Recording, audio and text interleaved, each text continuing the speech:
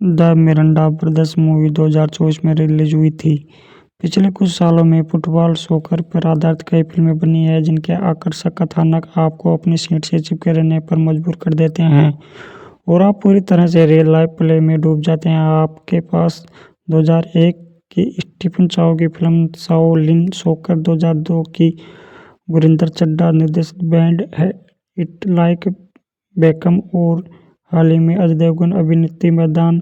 दूसरी ओर संजय राज प्रकाश गुप्ता की the Miranda brothers वास्तव में ओटीटी पर उस इम्प्रेसिव प्ले के पैमाने पर खरा उतरने की कोशिश करती है, लेकिन क्या हर्षवर्धन राणे मिजान जाफिर की फुटबॉल गाथा के अंदर स्थान पाने में सफल होती है? अफसोस की बात है कि फिल्म ड्रिबल और टैकल करती है लेकिन गोल से काफी दूर रह जाती है। गोवा के एक उपनगर में ड्रग गिरोह से त्रस्त एक अनाथ की जिंदगी में तब नाटकीय मोड़ आता है जब उसे कूड़े के बीच निराशा भरी जिंदगी से एक अकेली माँ और उसके छोटे बेटे द्वारा बचाया जाता है। अपने बड़े भाई की गर्मजोशी को गले लगाते हुए दोनों लड़कों के बीच एक अटूट बंधन विकसित होता है जो फुटबॉल के लिए उनके साझा जुनून से प्रेरित होता है। उनकी प्रतिमा चमकती है क्योंकि वे दोनों अपने चुनौतीपूर्ण वातावरण की जटिलताओं को पार करते हुए स्टार खिलाड़ी बनने की ख्वाहिश रखते हैं। हालांकि द मिरांडा ब्रदर्स का कथानक आशाजनक लगता है, लेकिन इसके संवादों में कमी, जल्दबाजी में किया गया संपादन और एक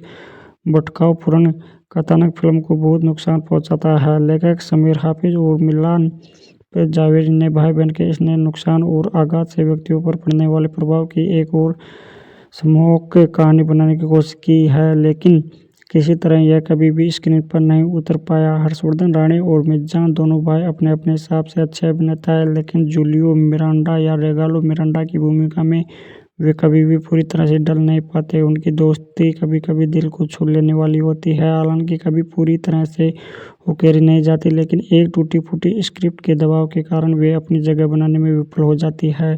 कहानी में जबरन डाले गए बॉलीवुड गाने भी कुछ खास मदद नहीं करते। मानसी जोशी रॉय, जिन्होंने मां सुनसान मिरांडा का किरदार निभाया है, हालांकि प्रभावशाली है, लेकिन रचनात्मक संवादों की कमी के कारण वे कमजोर पड़ जाती है। जबकि कोच कार्टर के रोल में संजय सूरी का अभिनय फीका लगता है, या शायद निर्माताओं ने उन्हें इस तरह से पेश किया हो। मोरूचो के रोल में राहुल देव पूरी तरह से बेमेल है, जिनका बड़े कथानक से कोई लेना देना नहीं है। हालांकि सूर्या शर्मा द्वारा निभाया गया मैक्स अगर मौका दिया जाता तो कथानक को प्रभावी ढंग से आगे बढ़ा सकता था। उनकी भूमिका की जटिलता बिना किसी स्पॉइलर के वास्तव में फिल्म के प्रभाव को बढ़ाने के लिए आवश्यक भी। कुल मिलाकर जियो सिनेमा पर चल रही द मिरांडा ब्रदर्स शायद इस बात का मास्टर क्लास है कि स्पोर्ट फिल्म को कैसे पेश नहीं किया जाना चाहिए। मैदान पर होने वाले एक्शन में लगान या द ब्यूटीफुल गेम जैसी अन्य बेहतरीन स्पोर्ट्स ड्रामा की तरह रोमांचक और प्रमाणिकता का अभाव है। कमजोर कथानक और आधे अधूरे क्लाइमेक्स के साथ फिल्म संतोषजनक निर्देशक देने में विफल रहती है।